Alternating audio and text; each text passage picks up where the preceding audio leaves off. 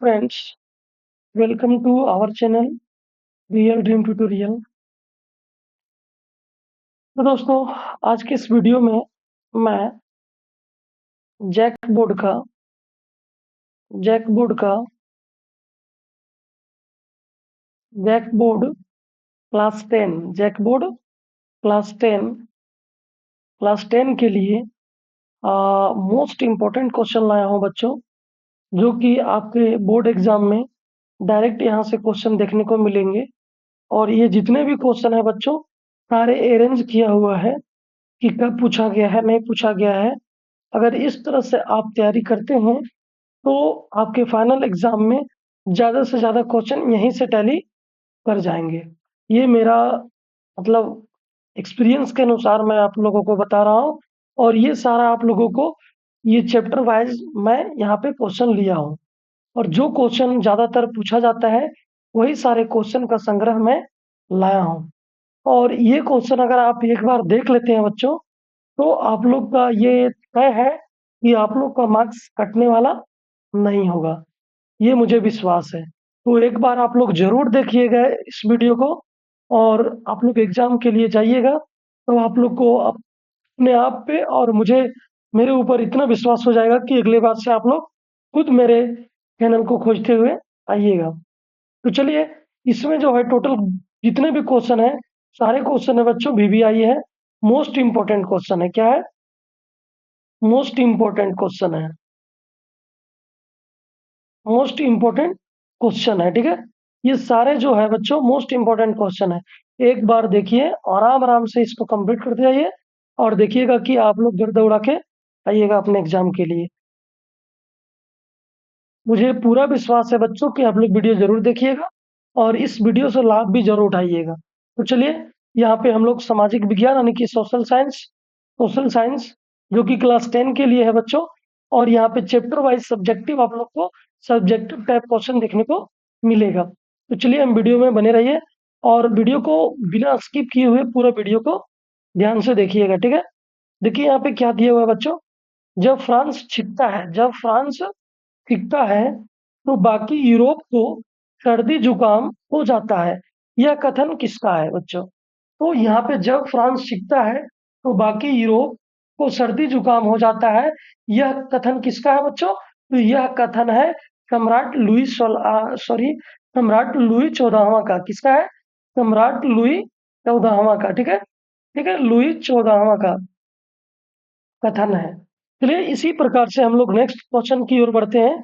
Napoleon Bonaparte कौन थे बच्चों? तो नेपोलियन बोनापार्ट फ्रांस का एक महान सेनापति या फ्रांस का महान क्रांतिकारी थे, ठीक है। और यहाँ एक चीज और देखिएगा बच्चों, ये 2010 में पूछा है, 18 में पूछा है, यहाँ पे देखिए 14 में पूछा है, 19 में पूछा है।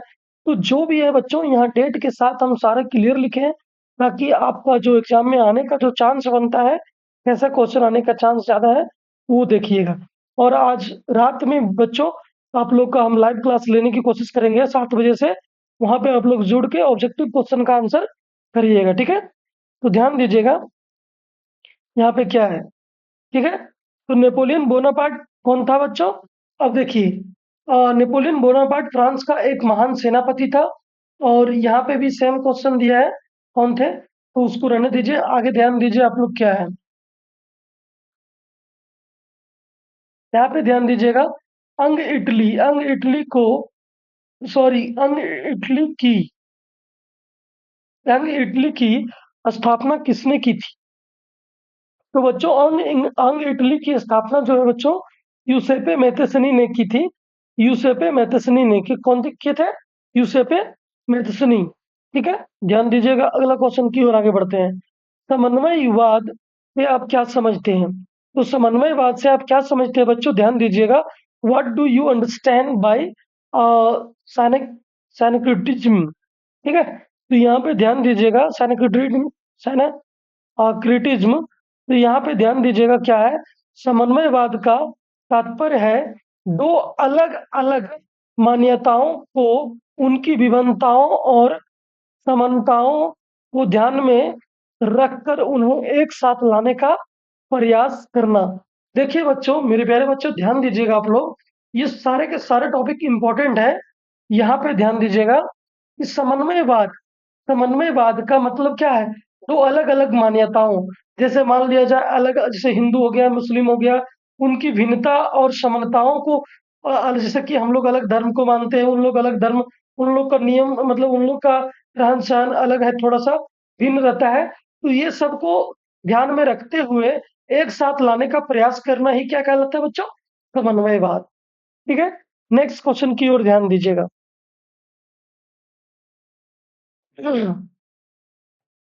नेक्स्ट क्वेश्चन क्या है बच्चों? मरियान मरियान और जर्मेनिया कौन थे? मरियान और जर्मेनिया कौन थे? तो यहाँ पे ध्यान देना आप लोगों को कि फ्रांस और जर्मनी के कलाकारों द्वारा स्वतंत्रता, न्याय तथा विचारों को प्रकट करने के लिए नारी रूपक को प्रयोग किया गया। फ्रांस में इसी नारी रूपक को मरियान नाम दिया गया और जर्मनी में जर्मेनिया नाम दिया गया। तो बच्चों हम आप लोगों को फिर से एक बार बताते हैं कि फ्रांस और जर्मनी के कलाकारों द्वारा स्वतंत्रता यानी कि आजादी और न्याय तथा विचारों को प्रकट करने के लिए क्या किया? नारी रूपक को प्रयोग किया। नारी रूपक को एक मतलब प्रयोग में लाया था। ठीक है? फ्रांस में इसी नारी रूपक को मरियान बोला गया और जर्मनी में इसी नारी रूपक को जर्मेनिया बोला गया। ठीक है? तो आप लोग ध्यान दीजिएगा। हाँ, सारे के सारे क्वेश्चन बच्चों मोस्ट इंपोर्टेंट है। जैसे देखिए ये क्वेश्चन 2023 में पूछा गया है, तो 25 में आने का भी संभावना है। ठीक है? तो इस प्रकार से आप लोग का क्वेश्चन सारे अरेंज करके लाया गया है। ठीक है? ध्यान दीजिएगा। अगला क्वेश्चन है मेरे प्यारे बच्चों, यूटोपिया से आप क्या समझते हैं? देखिए यूटोपिया क्या है बच्चों? यूटोपिया। यूटोपिया से आप क्या समझते हैं? तो सभी प्रकार के भेदभावों से अलग एक ऐसे आदर्श समाज की कल्पना जिसे वास्तविक रूप देना लगभग असंभव है। यूटोपिया या कल्पना दर्श। देखिए बच्चों यूटोपिया को हम लोग कल्पना दर्श भी कहते हैं। ठीक है? कल्पना दर्श के नाम से जाना जाता है। इसके प्रवर्तक फ्रांसीसी चित्रकार फ्रेडरिक कारियो थे। इसके जो प्रवर्तक कौन थे बच्चों? फ्रेडरिक कारियो। अब यहाँ पे ध्यान दीजिएगा, यूटोपिया या कल्पना दर्श क्या है? सभी प्रकार के भेदभाव से अलग एक ऐसे आदर्श आदर्श समाज की कल्पना करना है जिसे वास्तविक रूप देना बिल्कुल असंभव है ना? ठीक है? तो उसी को हम लोग यूटोपिया या कल्पना दर्श के नाम से जाना जाता है, जानते हैं। ठीक है? अब देखिएगा नेक्स्ट क्वेश्चन क्या है बच्चों? सारे क्वेश्चन जो है बच्चों वो PYQ है, यानी सारे क्वेश्चन जो है बच्चों वो पिछले कुछ वर्षों में पूछा गया क्वेश्चन है और आपके एग्जाम के लिए बहुत ही मोस्ट VVI है, मोस्ट इम्पोर्टेंट है। ठीक है? तो आप लोग बिल्कुल स्किप नहीं कीजिएगा वीडियो को, स्किप कीजिएगा बच्चों तो आप लोग खुद पछताइएगा। एक बार इसमें आंसर और क्वेश्चन को अरेंज करने में काफी समय लगा है, इसलिए आप लोग बिल्कुल इसे अच्छे ढंग से इसका तैयारी कीजिएगा। देखिए यहाँ पे दिया है ऑटोमन साम्राज्य से क्या तात्पर्य है? ऑटोमन साम्राज्य से क्या तात्पर्य है? तो पश्चिमी एशिया और दक्षिणी यूरोपीय देशों के कुछ भाग पर तुर्की का साम्राज्य स्थापित था।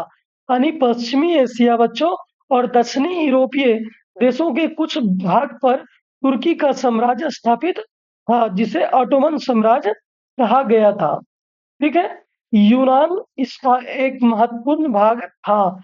यूनान जो है बच्चों इसका एक महत्वपूर्ण भाग था। यूनान की स्वतंत्रता के लिए रूस, फ्रांस, ब्रिटेन आदि देशों ने इस पर आक्रमण किया, जिससे यह कमजोर होकर समाप्त हो गया। यानी कि इस प्रकार से ऑटोमन साम्राज्य क्या हो गया बच्चों? कमजोर होता चला गया। ये क्वेश्चन 2017 में पूछा गया है, तो ये यहाँ से भी इम्पोर्टेंट बनता है, आप लोग ध्यान दीजिएगा।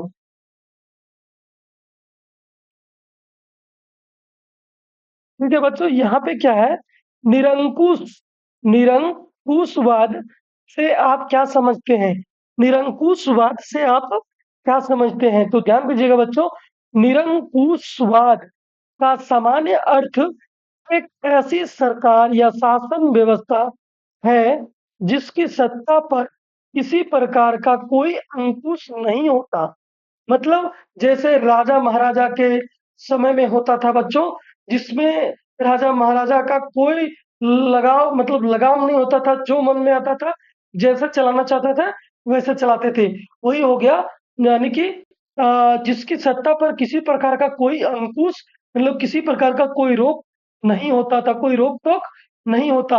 इतिहास में ऐसी राजशाही सरकारों को निरंकुश सरकार कहते हैं, जो अत्यंत केंद्रीकृत सैन्य बल पर आधारित और दमनकारी सरकारें होती है। यानी कि जहाँ पर जैसे मन मर्जी करे वैसे वहाँ की जनता के साथ वो मतलब जैसे मन करे वैसे शासन व्यवस्था अपना चलाए।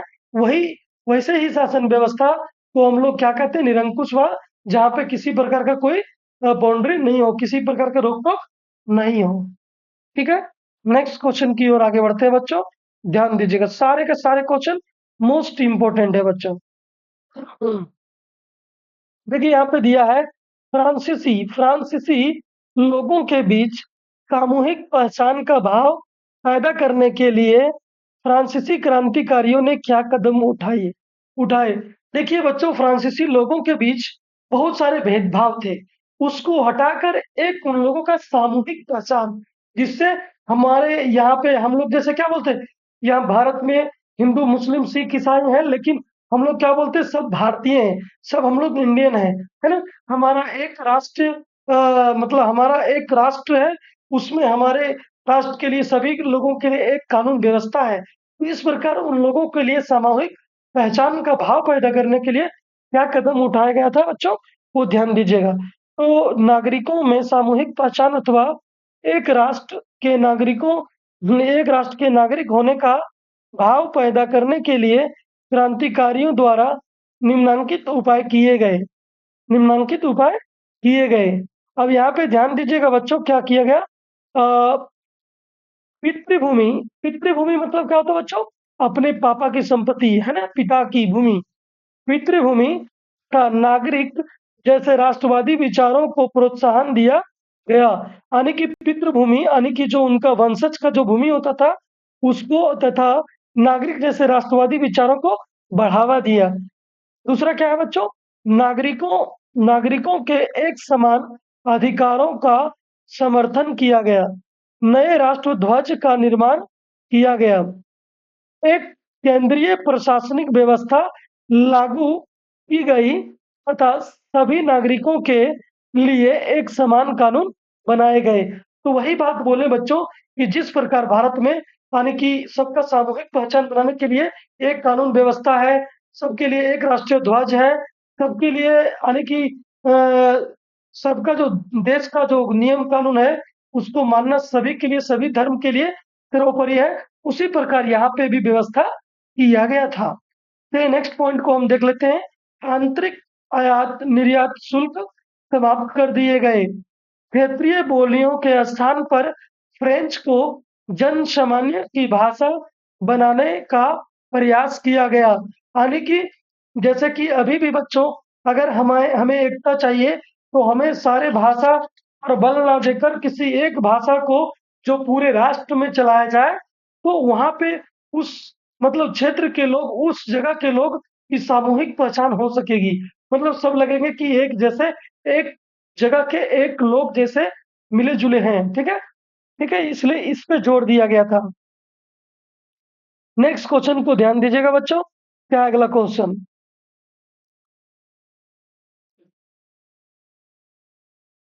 17वीं अगला क्वेश्चन है, 17वीं शताब्दी में यूरोपीय शहरों के सौदागर गांवों में किसानों और कारीगरों से काम करवाने लगे, व्याख्या करें।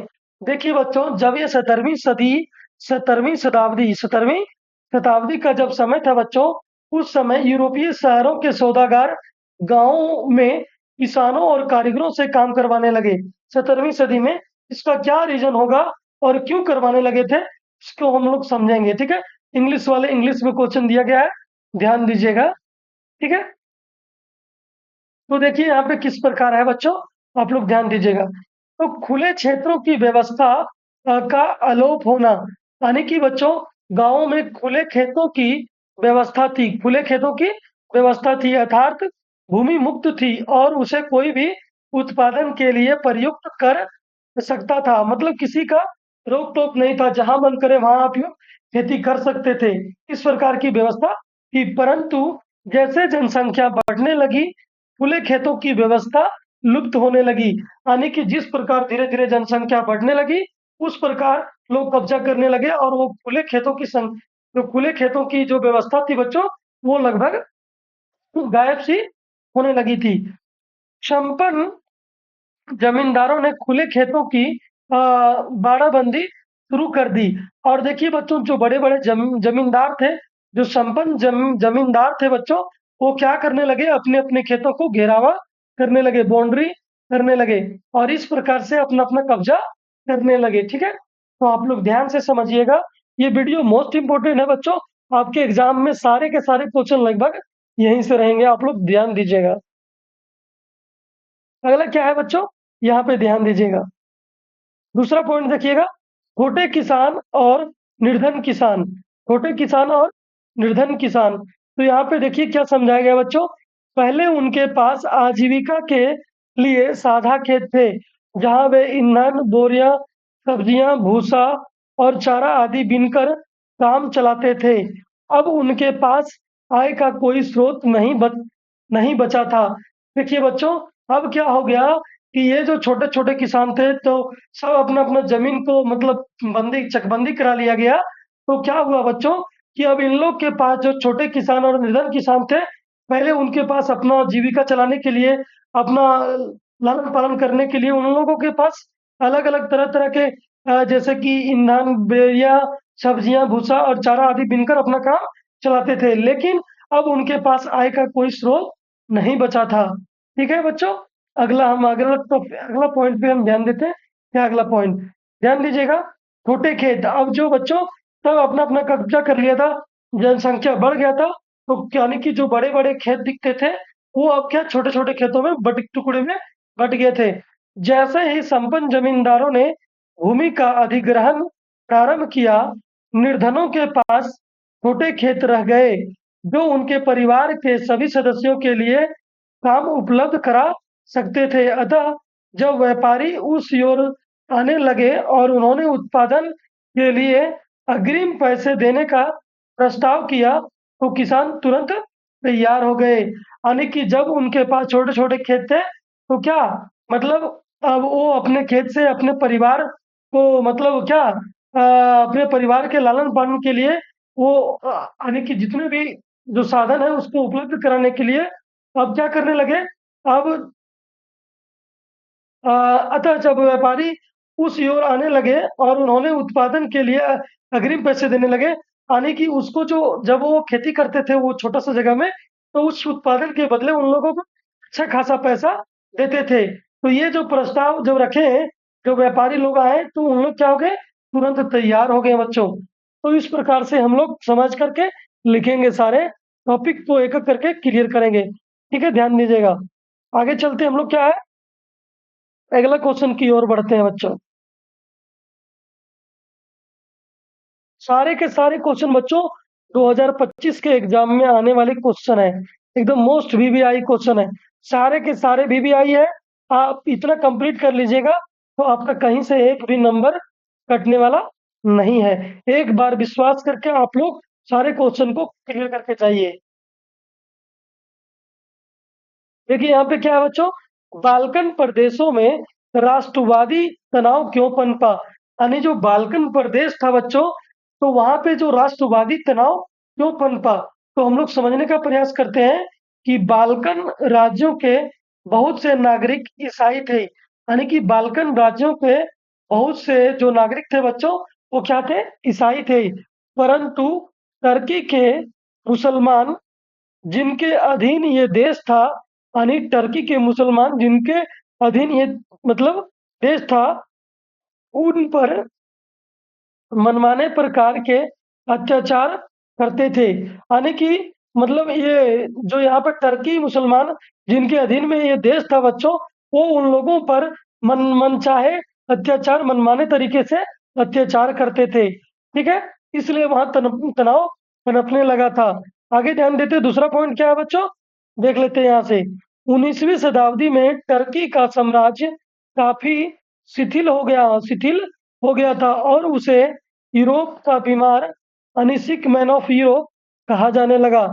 इसलिए टर्की की इस कमजोरी ने बाल्कन राज्यों के लोगों को टर्की के विरुद्ध विद्रोह करने के लिए प्रोत्साहित किया।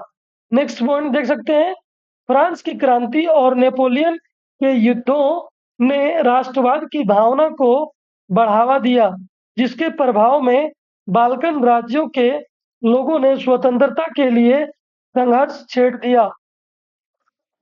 नेक्स्ट ध्यान दीजिएगा बच्चों, अगला क्या है, बाल्कन क्षेत्र में यूरोप के अनेक देश अपना अपना प्रभाव बढ़ाना चाहते थे। यानी बाल्कन प्रदेश में है जो बच्चों, जो यूरोप के अनेक देश अपना अपना प्रभाव बढ़ाना चाहते थे।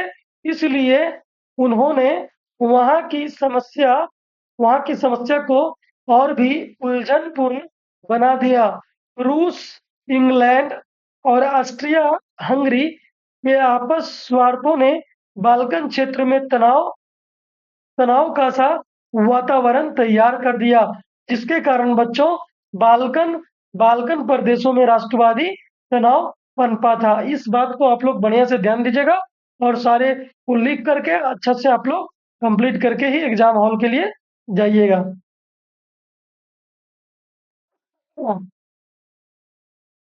ध्यान दीजिएगा बच्चों, ध्यान देना है आप लोगों को। इंडो चाइना किन किन देशों से मिलकर बना है, यानी कि अब नेक्स्ट चैप्टर में हम लोग प्रवेश कर चुके हैं बच्चों। इंडो चाइना किन किन देशों से मिलकर बना है, तो इंडो चाइना बच्चों वियतनाम, लाओस लाओस तथा कंबोडिया से मिलकर बना है। इंडो चाइना किससे किससे, वियतनाम, लाओस तथा कंबोडिया से मिलकर बना है। ये 2020 में पूछा गया है बच्चों। तो यहाँ क्या लिखा हुआ है, कन्फ्यूशियस कन्फ्यूशियस कौन था? कन्फ्यूशियस कौन था? कन्फ्यूशियस चीन का एक नागरिक था जो भगवान महावीर और बुद्ध धर्म को मानने वाला था। देखिए बच्चों, कन्फ्यूशियस जो था बच्चों, चीन का एक नागरिक था जो भगवान महावीर और बुद्ध धर्म को मानने वाला था। ठीक है, अगला हम लोग आगे बढ़ते हैं अगला क्वेश्चन की ओर। The history of the loss of Vietnam नामक पुस्तक की रचना किसने की? The history of the loss of Vietnam पुस्तक की रचना किसने की थी बच्चों? तो इनका नाम क्या है, कान बोई चाउ। ठीक है, ये क्वेश्चन भी देखिए 13 और 15 में पूछा जा चुका है। नेक्स्ट क्वेश्चन की ओर आगे बढ़ते हैं बच्चों। अगला क्वेश्चन क्या है, ध्यान दीजिएगा। वियतनामी कम्युनिस्ट वियतनामी कम्युनिस्ट कम्युनिस्ट कम्युनिस्ट पार्टी की स्थापना कब और किसने की? वियतनामी कम्युनिस्ट पार्टी की स्थापना बच्चों, पार्टी की स्थापना वियतनाम के राष्ट्रवादी नेता हो हो ची मिन कौन हो ची मिन ने 1930 ईस्वी में की थी। ठीक है, 1930 ईस्वी में की। इसका नाम इंडो चाइनीज कम्युनिस्ट पार्टी रखा गया। ठीक है, नेक्स्ट क्वेश्चन की ओर आगे बढ़ते हैं बच्चों। अगला क्वेश्चन की ओर ध्यान दीजिएगा आप लोग। हो चिन मिन भूल भुलैया मार्ग पर संक्षिप्त टिप्पणी लिखिए। हो चिन हो चिन हो ची मिन भूल भुलैया मार्ग पर संक्षिप्त टिप्पणी लिखिए। देखिए बच्चों, हो ची मिन की भूल भुलैया मार्ग इस बात की गवाह है कि वियतनामियों ने अमेरिका के विरुद्ध किस तरह लोहा लिया। यानी कि वियतनामियों ने अमेरिका के विरुद्ध, जब अमेरिका उसको प्रताड़ित कर रहा था, अमेरिका उस पर अत्याचार कर रहा था, तो वियतनाम के लोगों ने किस प्रकार लोहा लिया, किस प्रकार बदला लिया। ठीक है, आगे देखते हैं। इस मार्ग पर जगह जगह छोटे छोटे सैनिक अड्डे और अस्पताल बने हुए थे। कुछ इलाकों को छोड़कर ज्यादातर मार्ग पर औरत मर्द कूली का काम करती थी। यानी कि लगभग जगह बच्चों वहां पे क्या औरत मर्द सारे जो है वो काम किया करते थे, वो भी कौन सा काम, कूली का काम, लेबर का काम। इस मार्ग का ज्यादातर हिस्सा वियतनाम वियतनाम के बाहर लाओस और कंबोडिया में पड़ता था। यानी कि इसका जो ज्यादातर मार्ग जो है बच्चों, मार्ग का हिस्सा वो कहाँ पड़ता था, वियतनाम के बाहर लाओस और कंबोडिया में पड़ता था। अमेरिकी इस मार्ग को इसलिए नहीं तोड़ पाए क्योंकि वहां के लोग हर हमले के बाद उसकी फौरन मरम्मत कर लेते थे। यानी कि जितने बार वहां पे हमला होता था अमेरिकी के द्वारा, और वहां पे इतने कामगार लोग थे, इतने कूली लोग थे, क्योंकि उनका फिर से वो रिपेयरिंग करके फिर से तैयार कर लेते थे वो बाउंड्री वगैरह है। हाँ, चलिए, तो ये हो चिन्ह भूल भुलैया मार्ग पर संक्षिप्त टिप्पणी है बच्चों, आप लोग एक बार पढ़ के आराम से लिख सकते हैं। ध्यान दीजिएगा, अगला क्या है, अगला टॉपिक है बच्चों, अगला क्वेश्चन आपका दिख रहा है यहाँ पे, वियतनाम के बारे में फान चू इनका उद्देश्य क्या था, फान बोई चाऊ और उनके विचारों में क्या भिन्नता थी। तो बच्चों एक बार इसको देख लीजिएगा, ठीक है, ये इतना इम्पोर्टेंट नहीं है लेकिन फिर भी एक बार इसको देख लीजिएगा, ठीक है। नेक्स्ट क्वेश्चन की ओर आगे बढ़ते हैं बच्चों, ध्यान दीजिएगा। वियतनाम के केवल 1/3 विद्यार्थियों ही स्कूली पढ़ाई की परीक्षा सफलतापूर्ण पूरी कर पाते थे। व्याख्या कीजिए। ये क्वेश्चन भी बच्चों VBI क्वेश्चन है, इसको जरूर एक बार देख लीजिएगा अच्छे से। तो यहाँ देखिए बच्चों, वियतनाम के केवल 1/3 विद्यार्थी ही स्कूली पढ़ाई की परीक्षा सफलतापूर्वक पूरी कर पाते थे। इसका क्या रीजन था, क्या कारण था बच्चों, हम लोग समझने का प्रयास करते हैं। तो देखिएगा बच्चों यहाँ पे क्या है, वियतनाम के लोगों को शिक्षा देने के बारे में फ्रांसीसी अधिकारी असमंजस में थे। यानी कि उन लोगों को शिक्षा दिया जाए या नहीं दिया जाए, ये असमंजस में थे। तो देखिए यहाँ पे क्या है, उनमें से कुछ फ्रांसीसी भाषा को लागू करना चाहते थे ताकि वियतनाम के लोग उनकी सभ्यता और संस्कृति के प्रशंसक बन जाए और उन्हें सस्ते क्लर्क भी मिल सके।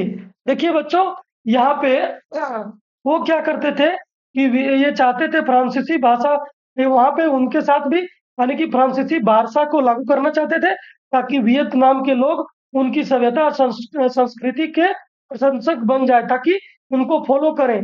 और उनको फॉलो करने से उन लोगों को क्या लाभ होगा बच्चों, ताकि उनको सस्ते क्लर्क, सस्ते वर्कर आसानी से मिल जाए। कुछ अन्य फ्रांसीसी लोग इस शिक्षा के विरुद्ध थे। यानी कि उस समय भी कुछ जो फ्रांसीसी लोग थे इस शिक्षा के विरुद्ध थे। उनका कहना था कि यदि वियतनाम के लोग पढ़ लिख जाएंगे तो वे राजनीतिक चेतना के उत्पन्न हो जाने के कारण स्वतंत्रता की मांग करने लगेंगे। यानी कि जब शिक्षा पा लेंगे और उन लोग यानी थोड़ा समझदार हो जाएंगे तो उन लोग भी अपने आजादी की लड़ाई की मांग करेंगे, और उन लोग के अंदर भी क्या दिमाग डेवलप होगा और उन लोग भी एक अलग राष्ट्र की भी मांग कर सकते हैं। ये डर भी उन लोगों के मन में था। तीसरा पॉइंट क्या है बच्चों, बहुत से फ्रांसीसी लोग जो वियतनाम में बस गए थे वे भी वियतनाम के लोगों को फ्रांसीसी भाषा में शिक्षा दिए जाने के विरुद्ध थे, क्योंकि उन्हें डर था कि ऐसे में अध्यापकों, क्लर्कों और सिपाहियों के रूप में उनकी नौकरियां जाती रहेंगी। ऐसे में यही सोचा गया कि वियतनामी विद्यार्थियों को शिक्षा तो दी जाए, परंतु परंतु उनमें से 2/3 विद्यार्थियों को फेल कर दिया जाए ताकि वे पास अ, वे ताकि ना वे पास हो सके और ना ही वे नौकरियों की मांग कर सके। यानी कि उन लोगों का एक साजिश रचा गया था कि अगर उन लोगों को शिक्षा दिया भी जाए तो शिक्षा में 2/3 बच्चे को फेल कर दिया जाए ताकि वे ना तो नौकरियां की मांग कर सके, ना वो पास हो सके, ना वो नौकरियां की मांग कर सके। तो इस प्रकार से वो उलझा के रखना चाहते थे। इसीलिए बच्चों यहाँ पे वियतनाम के केवल 1/3 विद्यार्थी ये स्कूली पढ़ाई की परीक्षा सफलतापूर्वक पूरी कर पाते थे, क्योंकि उन्हें फेल कर दिया जाता। हाँ, अब देखते हैं नया अगला क्वेश्चन। अगला क्वेश्चन बच्चों ध्यान दीजिएगा। सारे के सारे क्वेश्चन बच्चों वीवीआई क्वेश्चन का सीरीज हमने लाया है। ये क्वेश्चन आप लोग ज्यादा से ज्यादा दोस्तों के पास इस वीडियो को शेयर कर दीजिएगा, ताकि इसका लाभ सभी कोई उठा पाए। चलिए ध्यान दीजिएगा आगे।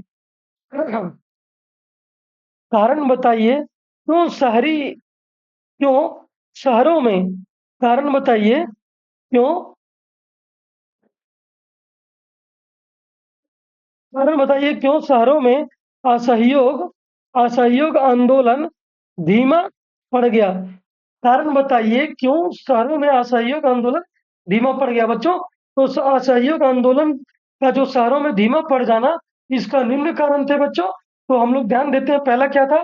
खादी खादी का कपड़ा प्रायः मिलों में भारी पैमाने पर उत्पादन की तुलना में अधिक महंगा था। देखिए बच्चों, यहाँ पे क्या था, जब असहयोग आंदोलन में हम लोगों को अंग्रेजों की वस्तुओं को बहिष्कार करना था। अंग्रेजी अंग्रेजी वस्तुओं के साथ साथ अंग्रेज को भी बहिष्कार करना था। लेकिन वहां पे एक सबसे बड़ा जो समस्या आ गया था बच्चों, यहाँ भारत में क्या चलता था, खादी कपड़ा। और खादी कपड़ा मिलों में भारी पैमाने पर उत्पादन की तुलना में अधिक महंगा था, यानी कि उत्पादन कम में होता था और महंगाई ज्यादा था, जिसके कारण लोग खरीद नहीं पाते थे। जबकि अंग्रेज का जो वस्तु था बच्चों, अंग्रेज का जो कपड़ा था बच्चों, वो बिल्कुल सस्ता होता था, इसलिए लोग उसे खरीद लेते थे। आगे बढ़ते हैं। ब्रिटिश संस्थाओं के विकल्प में देसी संस्थाओं के स्थापना नहीं हो सकी, यानी ब्रिटिश संस्थाओं के विकल्प में देसी संस्थाओं की स्थापना नहीं हो सकी थी। यानी कि जो संस्था थे बच्चों ब्रिटिश का, उसके विकल्प में देसी संस्थाओं की स्थापना उस प्रकार की, उस लेवल की नहीं हो सकी थी। अगला पॉइंट देखिएगा बच्चों, तीसरा। कुछ लोग जनसंघर्ष से उब चुके थे, यानी कुछ लोग इस तरह का संघर्ष करते करते परेशान हो चुके थे। मतलब इस तरह का संघर्ष करते थे, इसके बावजूद भी उन्हें कुछ हासिल नहीं होता था, जिसके कारण वो लोग उब चुके थे। अगला क्या है बच्चों, ध्यान दीजिएगा। शहरी नेता चुनाव में भाग लेना चाहते थे। शहरी नेता चुनाव में भाग लेना चाहते थे। कौन? शहरी नेता चुनाव में भाग लेना चाहते थे। आगे आगे यहाँ पे इस तरह से बच्चों, ये आपका शहर में असहयोग आंदोलन धीमा पड़ने का ये कुछ मुख्य कारण था, 3-4। ये आप लोग देख लीजिएगा, ठीक है। अगला क्वेश्चन ध्यान दीजिएगा बच्चों। गांधी जी ने कहा कि स्वराज की लड़ाई दरअसल अभिव्यक्ति, प्रेस तथा सामूहिक के लिए लड़ाई है। व्याख्या करना है। यानी महात्मा गांधी ने बच्चों बताए थे कि जो स्वराज की लड़ाई है, वो दरअसल अभिव्यक्ति, प्रेस और सामूहिकता की लड़ाई है। तो इस बात को आप लोग व्याख्या कीजिए कि ऐसा बोले थे, इसके पीछे क्या कारण था। तो देखिएगा बच्चों, भारत में भारत में औपनिवेशिक शासन के दौरान ब्रिटिश सरकार द्वारा उन सभी प्रक्रियाओं एवं व्यवस्थाओं पर प्रतिबंध लगाया गया जो राष्ट्रवाद से सीधे संबंधित थे। इनमें से अभिव्यक्ति का अधिकार, प्रेस की आजादी तथा संगठन बनाने की स्वतंत्रता मुक्त थे।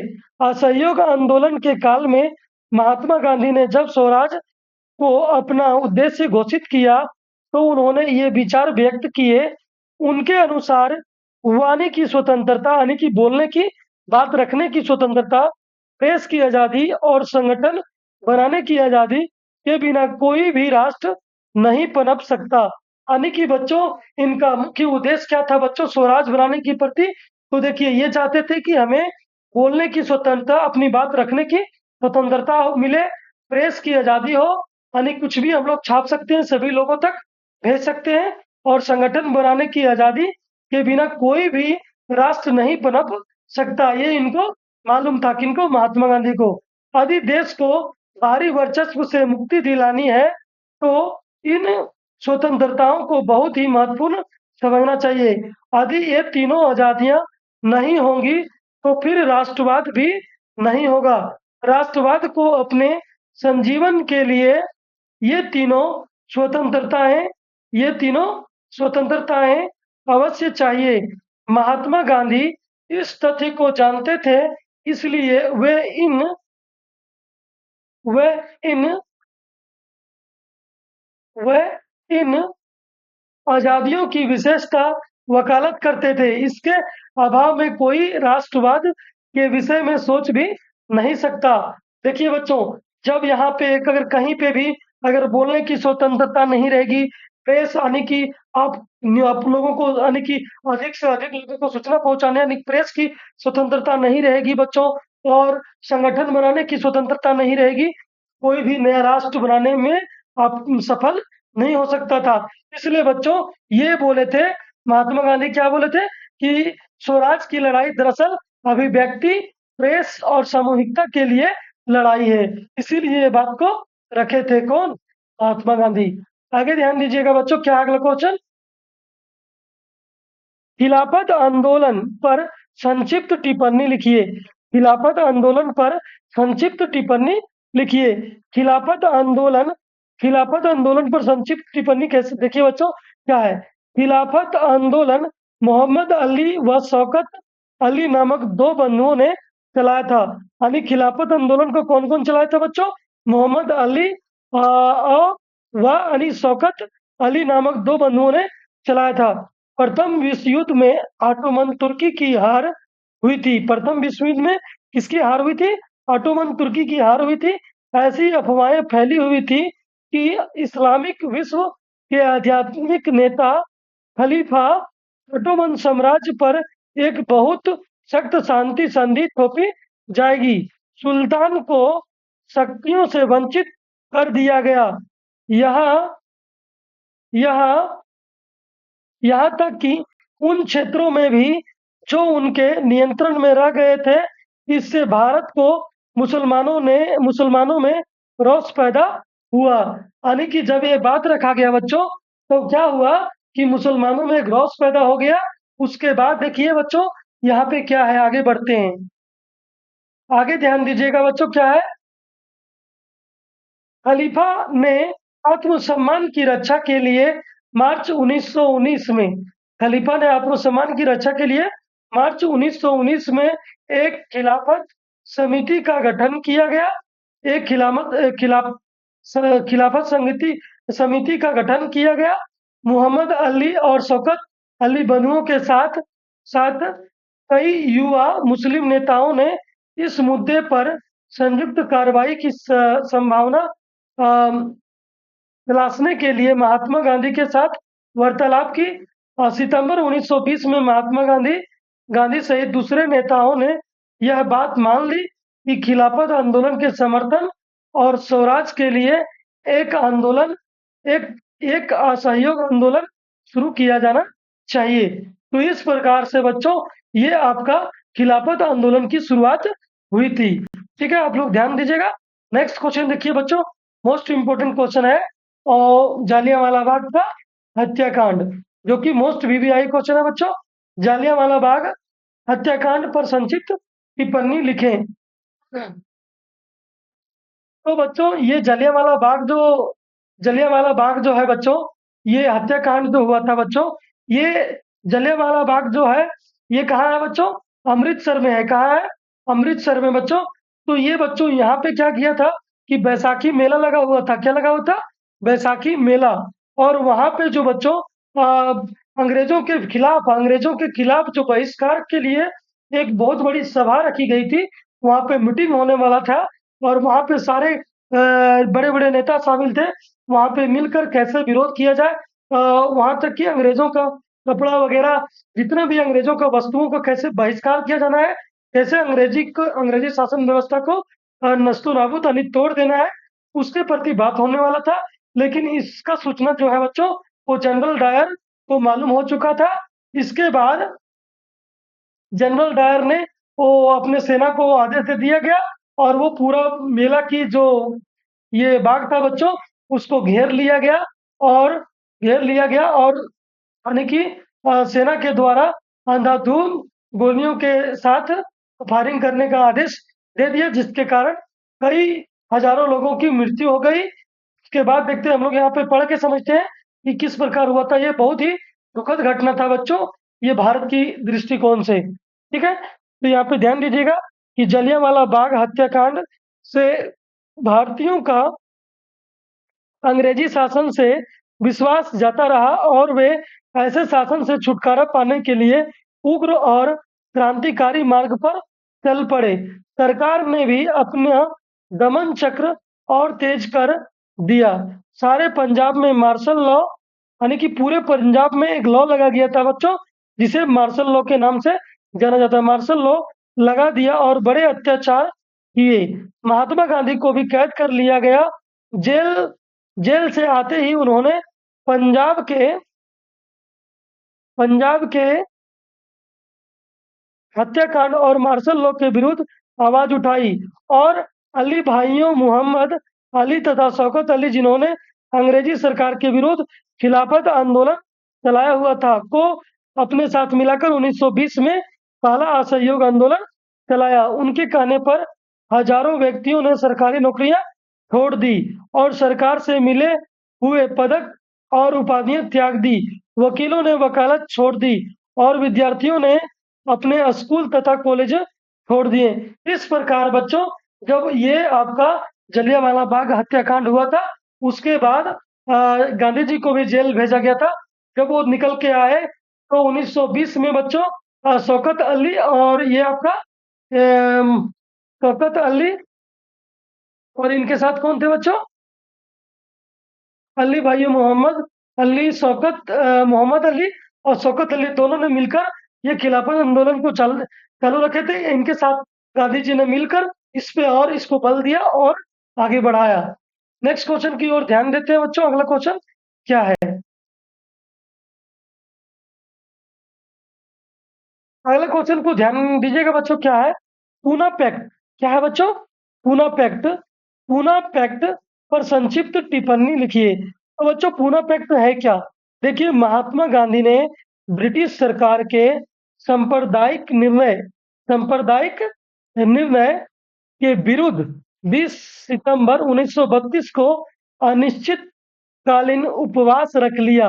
यानी कि बच्चों, महात्मा गांधी ने ब्रिटिश सरकार के सांप्रदायिक निर्णय के विरुद्ध बच्चों 20 सितंबर 1932 को अनिश्चित काल, मतलब जितना, यानी कि कोई समय सीमा फिक्स नहीं रखा गया था, और उपवास रख लिया गया था, जिससे सारे देश में हलचल मच गई थी। इस समय महात्मा गांधी अरवदा अरवदा जेल में थे और देश की जनता अपने प्रिय नेता की प्राण रक्षा के लिए बड़ी चिंतित हो उठी थी। ऐसे में मदन मोहन मालवीय जैसे कुछ नेताओं ने बी.आर. अम्बेडकर से भेंट करके उनसे यह कहा कि वह दलितों के पृथक निर्वाचन क्षेत्र की मांग छोड़ दें। उनके मानने पर दोनों पक्षों में 25 सितंबर 1932 को एक समझौता हुआ, जिसे पूना पैक्ट कहा गया। यानी कि ये जो मांग रखे थे बच्चों, कौन? बी.आर. अम्बेडकर, यानी कि भीमराव अम्बेडकर से जो ये सारे नेता मिलकर उनसे भेंट किए, और वह दलितों के पृथक, यानी दलितों के अलग निर्वाचन क्षेत्र की जो मांग रखे थे बच्चों, उनको वो छोड़ देने की मांग रखे। उनके मानने पर दोनों पक्षों में 25 सितंबर 1932 ईस्वी को एक समझौता हुआ, जिसे पूना पैक्ट के नाम से जाना जाता है। सरकार ने भी इस बात को मान लिया, जिसके परिणाम स्वरूप महात्मा गांधी ने अपना उपवास समाप्त कर दिया। ठीक है बच्चों, यही था आपका पूना पैक्ट।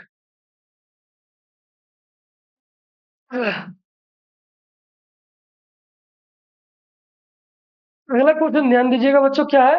राजनीतिक नेता पृथक निर्वाचिका के सवाल पर क्यों बटे हुए थे? यानी जो राजनीतिक नेता थे बच्चों, जो राजनीतिक नेता थे, वो नेता पृथक मतलब अलग अलग निर्वाचिका के सवाल पर क्यों बटे हुए थे, ये हम लोग जानने का प्रयास करेंगे। देखिए, 9 में आया, 10 में, 14 में, 19 में आया है। तो संभावना बनता है बच्चों ये सारे क्वेश्चन मोस्ट भी आए बच्चों। आप लोग इस वीडियो को ज़्यादा से ज़्यादा शेयर कर दीजिएगा। अगर चैनल पे पहली बार आए होंगे तो चैनल को सब्सक्राइब कर लीजिएगा। इस प्रकार से आपका पूरे एग्जाम की तैयारी कराई जाएगी। तो चलिए देखते हैं क्या है। राजनीतिक नेता भारतीय समाज के विभिन्न भिन्न भिन्न वर्गों और समुदायों का प्रतिनिधित्व करते थे। यानी राजनीतिक नेता भारतीय समाज के भिन्न भिन्न वर्गों और समुदाय का प्रतिनिधित्व करते थे। अलग अलग समाज, अलग अलग वर्ग के लिए राजनीतिक नेता जो है वो प्रतिनिधित्व करते थे। जैसे डॉक्टर अंबेडकर दलितों का नेतृत्व करते थे, इसी प्रकार मोहम्मद अली जिन्ना भारत के मुस्लिम समाज का प्रतिनिधित्व करते थे। ये नेतागण विशेष राजनीतिक अधिकारों और पृथक निर्वाचक क्षेत्र की मांग कर अपने अनुयायियों का जीवन स्तर उठाना चाहते थे। लेकिन अगला लेकिन कांग्रेस पार्टी, विशेषकर गांधी का मानना था कि पृथक निर्वाचन क्षेत्र भारत की एकता और प्रतिकूल प्रभाव डालेगा। यानी एकता पर जो बच्चों, अगर इस तरह का निर्वाचन हम लोग क्षेत्र अगर डिसाइड करते हैं तो भारत की एकता पर प्रतिकूल प्रभाव यानी विपरीत प्रभाव डालेगा। इसलिए वो सवाल यानी कि राजनीतिक नेता पृथक निर्वाची का इस सवाल पर क्यों बटे हुए थे, इसका यही कारण। हाँ, ठीक है।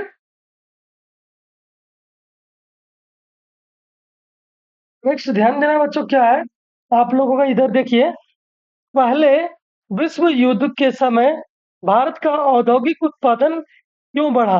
यानी बच्चों ये क्वेश्चन कई बार पूछा गया है बच्चों, और ये आपका देखिए यहाँ पे सेट में भी दिया गया है क्वेश्चन। और ये देखिए 16, 20, 23 और ये अगर 25 में भी आने की संभावना बच्चों बहुत ज्यादा है। ये वीवीआई इसको मान लीजिएगा, मोस्ट वीवीआई क्वेश्चन। ठीक है। तो पहले विश्व युद्ध के समय भारत का औद्योगिक उत्पादन क्यों बढ़ा बच्चों? तो जब भी कोई विश्व युद्ध छूटता है बच्चों तो वहां बहुत ही जानमाल का हानि होता है, बहुत सारे संसाधन का ह्रास होता है। तो अब देखिए क्या है यहाँ पे हम लोग पढ़ के समझाते हैं कि क्या है। यहाँ पे देख लीजिए, देखिए पहले विश्व युद्ध के समय भारत का औद्योगिक उत्पादन क्यों बढ़ा, इसके अनेक कारण दिए गए हैं, जिनमें से कुछ मुख्य निम्नलिखित है। प्रथम विश्व युद्ध में ब्रिटेन ऐसे उलझ गया कि उसका सारा ध्यान अपने बचाव में लग गया। वह भारत में अपने माल का निर्यात न कर सका, जिसके कारण भारत के उद्योगों को पनपने का सुअवसर प्राप्त हो गया। यानी कि बच्चों जब वहां पे चल रहा था ये फर्स्ट वर्ल्ड वार, यानी कि पहले इस युद्ध में, तो ब्रिटेन अपने आप में जब उलझ गया था तो भारत में जो बच्चों वो खुद के स्वदेशी स्वदेशी उद्योग तैयार होने लगे और स्वदेशी वस्तुओं का उत्पादन होना आरंभ हो गया। अगला क्वेश्चन क्या है बच्चों, अगला पॉइंट क्या है बच्चों? इंग्लैंड के सब कारखाने निर्यात की विभिन्न चीजों बनाने की बजाय सैनिक सामग्रियां बनाने में लग गई थी। इसलिए भारतीय उद्योगों को रातों रात एक विशाल देसी बाजार मिल गया। यानी कि बच्चों जब मुश्किल परिस्थिति आती है बच्चों तभी कुछ नया इतिहास बनता है। जैसे बच्चों अभी आप लोगों के लिए मुश्किल घड़ी है, बहुत दुख के साथ ये बात कहना पड़ रहा है बच्चों कि आप लोग का 2 एग्जाम दिए, दोनों का दोनों एग्जाम कैंसिल हो गया है। और ये आप लोग का दुख समझ सकते हैं, हम एक टीचर होने के नाते आप लोग का दुख को हम समझ सकते हैं। लेकिन आप लोग वो सब की चिंता छोड़कर अगर जो भी होता है बच्चों अच्छे के लिए होता है, आप लोग मेहनत करिए, मेहनत का फल आप लोगों को अवश्य मिलेगा। चलिए, तो तीसरा पॉइंट क्या था बच्चों? तो एक विशाल देसी बाजार मिलने के अतिरिक्त भारतीय उद्योगों को जब सरकार द्वारा अनेक चीजें जैसे फौजी के लिए वर्दियों, बूट आदि बनाने वाले टेंट आदि बनाने, घोड़े के लिए अनेक प्रकार का सामान बनाने आदि के ऑर्डर मिल गए तो उनमें नई जान आ गई। जैसे जैसे युद्ध आगे बढ़ता गया भारतीय उद्योग भी प्रगति करते गए। और बच्चों जिस प्रकार ये उधर लड़ाई चल रही थी और इधर अपना देश तरक्की की ओर अग्रसर हो रहा था, धीरे धीरे कल कारखाने विकसित हो रहे थे। और जो विदेश से बच्चों जो यानी कि जो विदेश से लाया जाता था जो वस्तुओं को, जो संसाधन को, अब अपने देश में बनने लगा और अपने देश की वस्तुओं का प्रयोग होने लगा। इस प्रकार से एक क्रांति आई जो कि अपने देश में ये अचानक उत्पादन भी बढ़ने लगा। ठीक है। पुराने, यहाँ पे ध्यान दीजिएगा बच्चों, क्या है, पुराने कारखानों के साथ साथ बहुत सारे नए कारखाने खुल गए जिससे उद्योगपतियों को ही नहीं वरन मजदूरों और कारीगरों को भी चांदी हो गई मतलब फायदा हो गई। उनके वेतन बढ़ गए, जिससे उनकी काया पलट गई और उन लोग का भी बल्ले बल्ले हो गया। प्रथम विश्व युद्ध में ब्रिटिश सरकार को फंस फंसा फंसा यानी कि फंसा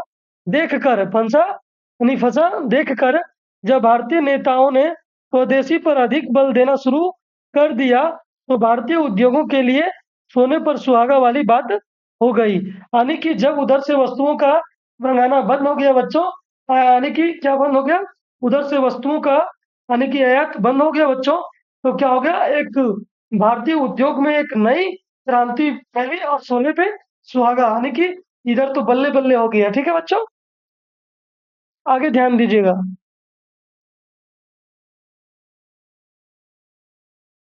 पहले विश्व युद्ध ने भारत में राष्ट्रीय आंदोलन के विकास में किस प्रकार योगदान दिया? पहले विश्व युद्ध ने भारत में राष्ट्रीय आंदोलन के विकास में किस प्रकार योगदान दिया? तो बच्चों, पहला विश्व युद्ध जहां मानवता के लिए विनाश का कारण बना, वहीं इसके कारण राष्ट्रवाद को भी बल मिला। भारत में राष्ट्रीय आंदोलन के विकास में प्रथम विश्व युद्ध के योगदान का वर्णन इस प्रकार है। तो देखिए बच्चों, करों में वृद्धि हुई। क्या हुई बच्चों? करों में वृद्धि हुई। विश्व युद्ध के कारण एकाएक रक्षा व्यय बढ़ गया। इस खर्च को पूरा करने के लिए सरकार ने करों में वृद्धि कर दी। इसके अतिरिक्त सीमा शुल्क को भी बढ़ा दिया गया। आयकर आयकर के रूप में नया कर भी लगा दिया। इससे जनता में रोष फैल गया, जिससे राष्ट्रवाद को जन्म दिया। आगे क्या है बच्चों, यहाँ ध्यान दीजिएगा।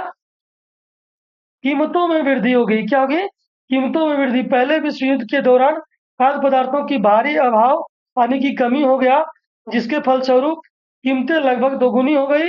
आम आदमी का जीवन कष्टमय हो गया। अतः लोग विदेशी शासन से मुक्त के बारे में सोचने लगे। यह बात राष्ट्रीय आंदोलन का आधार बनी। जब इस तरह से बात आई बच्चों, तो यहाँ पे विदेशी शासन से मुक्त होने के बारे में लोग सोचने लगे। ठीक है, जब इनकी कीमत बढ़ गई, मतलब लगभग कीमत डबल हो गई है ना। आगे देखिएगा, सिपाहियों की जबरन भर्ती। और भारत में क्या आ गया बच्चों? सिपाहियों की जबरन भर्ती कराया जाने लगा। पूछ लीजिएगा आप लोग, दादा दादा परदादा जाने की जो पहले जो होंगे, उनको जबरन पकड़ के ले लिया जाता था, सिपाही में भर्ती कर दिया जाता था। कोई भी नौकरी जबरदस्ती दे दिया जाता था।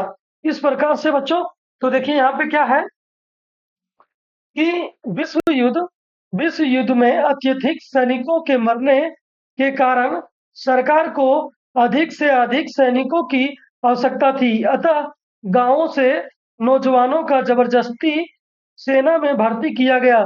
इससे ग्रामीण क्षेत्रों में सरकार के प्रति विशेष रोष था। भारतीय उद्योगपतियों का रोष। भारत में जब विदेशी पूंजी बड़े पैमाने पर लगाई जाने लगी, भारतीय उद्योगपति चाहते थे कि सरकार आयातों पर भारी कस्टम ड्यूटी लगाकर तथा उन्हें सहायता देकर उद्योगों को सुरक्षा प्रदान करे। ठीक है, आगे ध्यान देते हैं। आगे क्या है बच्चों? अब उन्हें भी आभास होने लगा कि केवल एक दृढ़ राष्ट्रवादी आंदोलन तथा एक स्वाधीन भारतीय सरकार के द्वारा ही सुरक्षा के लक्ष्य प्राप्त किए जा सकते हैं। मजदूरों तथा दस्तकारों का रोष। बेरोजगारी तथा महंगाई से पीड़ित मजदूर तथा दस्तकार भी राष्ट्रीय आंदोलन में सक्रिय हो उठे। उनके लिए निर्वाह करनी भी कठिन था। वे सोचने लगे कि यदि भूखा ही मरना है, तो स्वदेशी सरकार की छाया में ही क्यों ना मरा जाए। अतः वे भी स्वतंत्रता के लिए कोई भी आहुति देने के लिए तत्पर हो उठे। इसी प्रकार भारतीय समाज के सभी वर्ग अंग्रेजी सरकार की नीतियों से पीड़ित थे। अतः उन्होंने स्वतंत्रता प्राप्ति के लिए राष्ट्रवादी आंदोलन प्रारंभ कर दिए। इस प्रकार से बच्चों, आप लोग समझ सकते हैं कि इस प्रकार से आपका पहले इस युद्ध ने भारत में राष्ट्रीय आंदोलन के विकास में किस प्रकार योगदान दिया, ये आप लोग, ये मेन है जो यहाँ पे दिया है बच्चों। करों में वृद्धि, कीमतों में वृद्धि, सिपाहियों की जबरन भर्ती, भारतीय उद्योगपति का रोष, मजदूरों का मजदूरों तथा दस्तकारों का रोष। ये आप लोग पॉइंट को याद रखिएगा बच्चों, तो आप लोग का कंप्लीट हो जाएगा, ठीक है। समूह 77 यानी कि G77, G77 से क्या तात्पर्य है बच्चों, ये भी इंपॉर्टेंट क्वेश्चन है, आप लोग ध्यान दीजिएगा। तो देखिए G77 बच्चों एशिया और अफ्रीका के साम्राज्यवाद से नव स्वतंत्र विकासशील देशों का एक संगठन था। G77 क्या था बच्चों, एक विशाल यानी कि विकासशील देशों का संगठन था, जो कि एशिया और अफ्रीका के साम्राज्यवाद से नव स्वतंत्र विकासशील देशों का संगठन था। ठीक है बच्चों, आगे बढ़ते हैं। 1929 ईस्वी की महामंदी का बंगाल के पटसन पैदा करने वाले लोगों लोगों पर क्या प्रभाव पड़ा। यानी 1929 की महामंदी का बंगाल के पटसन पैदा करने वाले लोगों पर क्या प्रभाव पड़ा। तो 22 में आ चुका है बच्चों, आप लोग देख सकते हैं। ठीक है, तो 1 मिनट हम लोग देख लेते हैं कि कितना टाइम हो चुका है, आप लोग का समय कितना हो चुका है बच्चों यहाँ से। तो बच्चों आप लोग ध्यान दीजिएगा, 1929 की महामंदी का बंगाल के पटसन पैदा करने वाले लोगों पर क्या प्रभाव पड़ा। तो देखिएगा बच्चों कि 1900 क्या है बच्चों, 1929 की महामंदी के कारण बंगाल के पटसन पैदा करने वाले लोग बिल्कुल तबाह हो गए। यानी जो जो लोग पटसन पटसन को उपजाते थे बच्चों, जब ये महामंदी आई, ये महामंदी के आने के कारण क्या हो गया बच्चों, बिल्कुल उन लोग तबाह हो गए। पटसन की कीमतें में कोई 60% की गिरावट आ चुकी थी, आ गई। यानी कि 100 रुपये की अगर वस्तु है बच्चों, तो उन लोगों को अब 40 में ही बेचना पड़ रहा था, इतना घाटा हो गया था। ठीक है, गिरावट की आ गई, जिसके परिणाम स्वरूप वे कर्ज में दबते चले गए। ठीक है बच्चों, तो यही प्रभाव पड़ा, आप लोग ध्यान दे दीजिएगा, ध्यान से आप लोग इसको कंप्लीट करके ही एग्जाम के लिए जाइएगा बच्चों। ठीक है, नेक्स्ट क्वेश्चन क्या है बच्चों,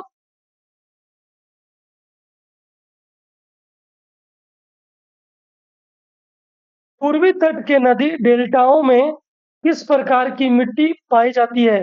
पूर्वी तट के नदी डेल्टाओं में किस प्रकार की मिट्टी पाई जाती है।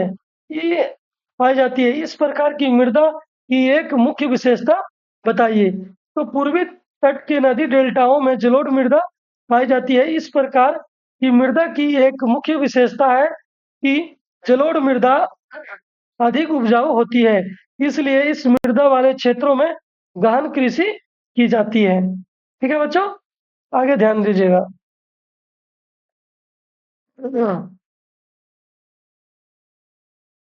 अगला क्वेश्चन क्या है बच्चों, ध्यान दीजिएगा आप लोग।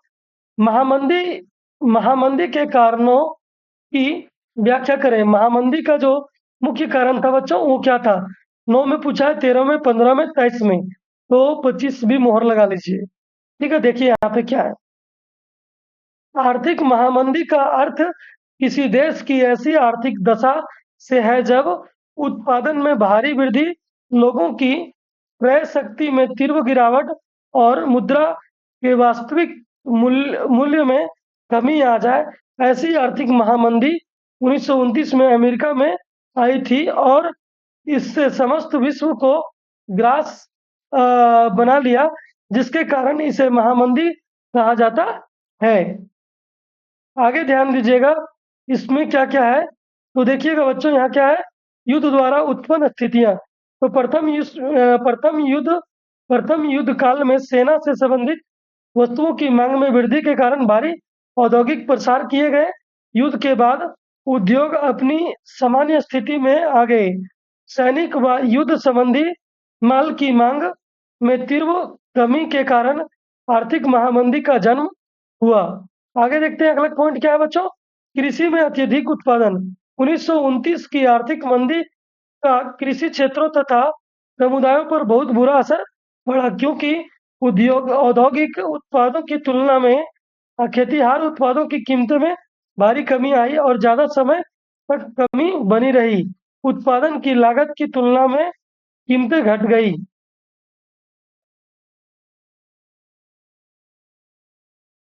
तो अगला इस प्रकार से पॉइंट देख लीजिएगा बच्चों, ऋण में कमी आई थी, ठीक है, ऋण में कमी। और अगला पॉइंट क्या है, अनेक विध प्रभाव, अनेक विध प्रभाव। तो जैसे बच्चों यहाँ पे ध्यान दीजिएगा, अनेक विध प्रभाव क्या है बच्चों, कि यहाँ पे देख लीजिएगा, बाजार से ऋणदाताओं के उठ जाने से अनेक विध प्रभाव सामने आए। यूरोप में कई बड़े बड़े बैंक धराशायी हो गए, मुद्रा लुढ़क गई और ब्रिटिश पाउंड भी इस झटके से नहीं बच सका। लैटिन अमेरिका और अन्य, लेकिन होगा यहाँ पे बच्चों, लेकिन अमेरिका और अन्य स्थानों पर कृषि व कच्चे माल की कीमतें तेजी से गिरी। अमेरिकी सरकार इस महामंदी से अपनी अर्थव्यवस्था को बचाने के लिए आयातित पदार्थों पर दोगुना सीमा शुल्क वसूलने लगी, जिससे विश्व व्यापार की कमर ही टूट गई। इस प्रकार से बच्चों आप लोग देख लीजिएगा ये क्वेश्चन को भी।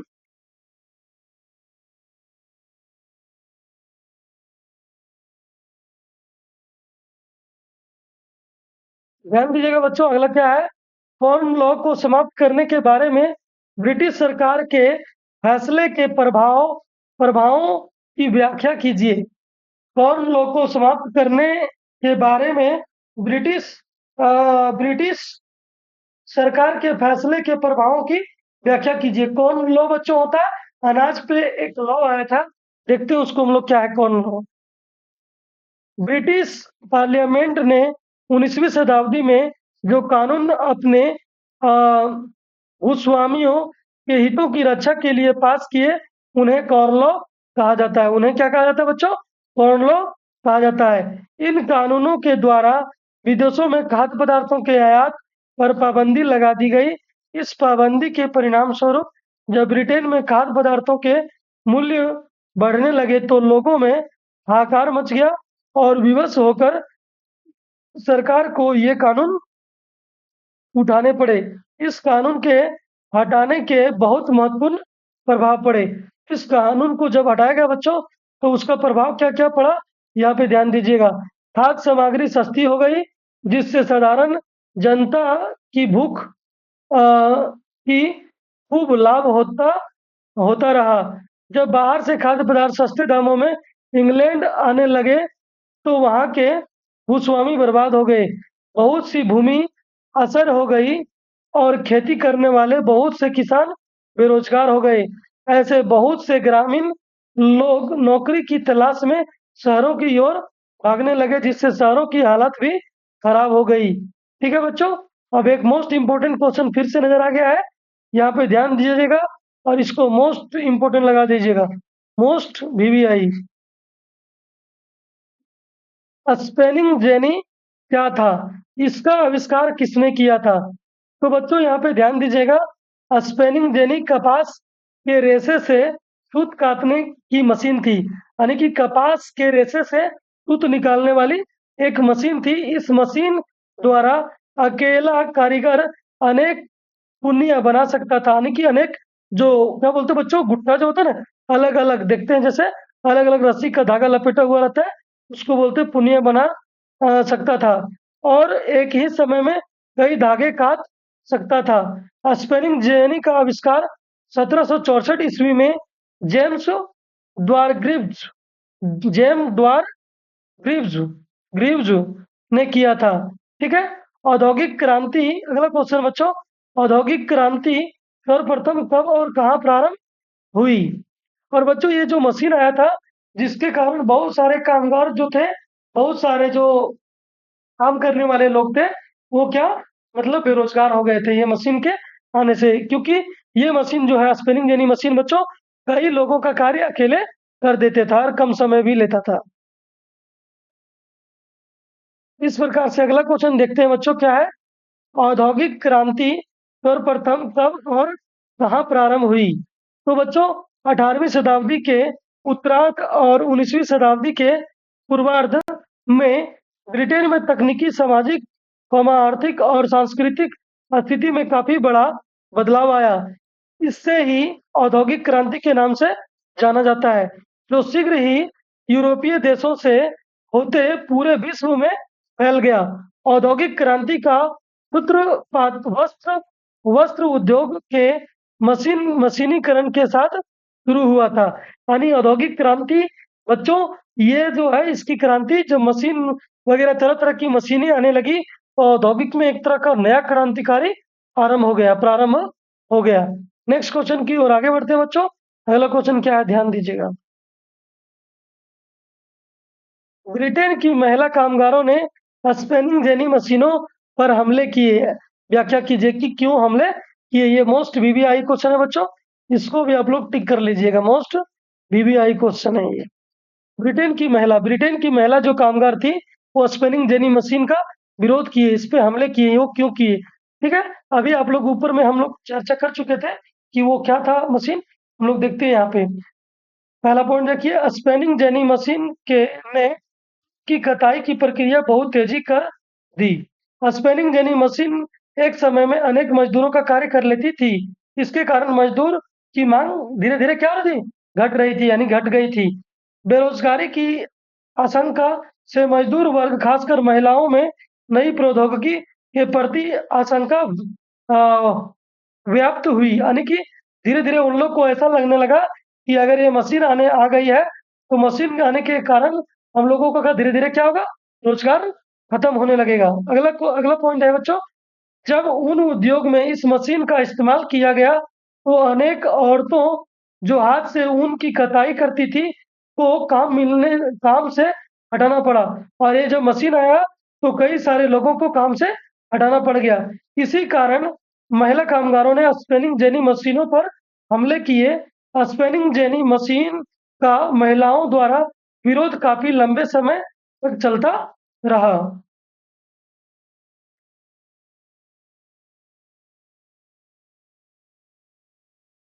आगे बच्चों, अगला अगला क्वेश्चन देखिएगा। सूरत बंदरगाह 18वीं सदी के अंत तक हाशिए पर पहुंच गया। हाँ, 3 कारणों का व्याख्या करें। हाशिए मतलब लगभग लगभग ये समाप्त हो चुका था, लगभग लगभग ये बंद सा होने वाला था। तो ये क्यों हुआ था ऐसा? तो अधिकतर यूरोपीय कंपनियां के पास भारी संसाधन थे, जिसके कारण भारतीय व्यापारी तथा व्यवसायी उनसे प्रतिस्पर्धा करने में कठिनाई का अनुभव कर रहे थे।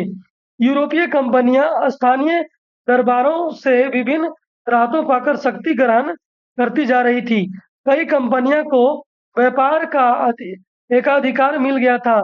इन इन सब के परिणाम स्वरूप सूरत और हुगली की बंदरगाहें कमजोर पड़ गई, जहां से स्थानीय व्यापारी व्यापार चलाते थे। इन बंदरगाहों से होने वाले निर्यात में नाटकीय कमी आई। पहले जिस ऋण से व्यापार चलता था, वह खत्म होने लगा। धीरे धीरे स्थानीय बैंकर दिवालिया हो गए, और धीरे धीरे क्या करने लगे कि बैंक भी मतलब दिवालिया हो गए, मतलब खत्म होने लगे। आगे क्या है बच्चों, ध्यान दीजिएगा। 17वीं सदी के अंतिम वर्षों में सूरत बंदरगाह से होने वाले व्यापार की कुल मूल्य यानी कि 1.6 करोड़ रुपए था। 1740 के दशक तक यह गिरकर 30 लाख रह गया। समय पाकर सूरत और हुगली कमजोर पड़ गए, और बंबई व कलकत्ता उभरने लगे। ठीक है, इस प्रकार से धीरे धीरे बदलाव देखने को मिला, और वो हाशिए पर इसलिए पहुंच गया था। कौन? आपका सूरत का बंदरगाह है, सूरत था बच्चों।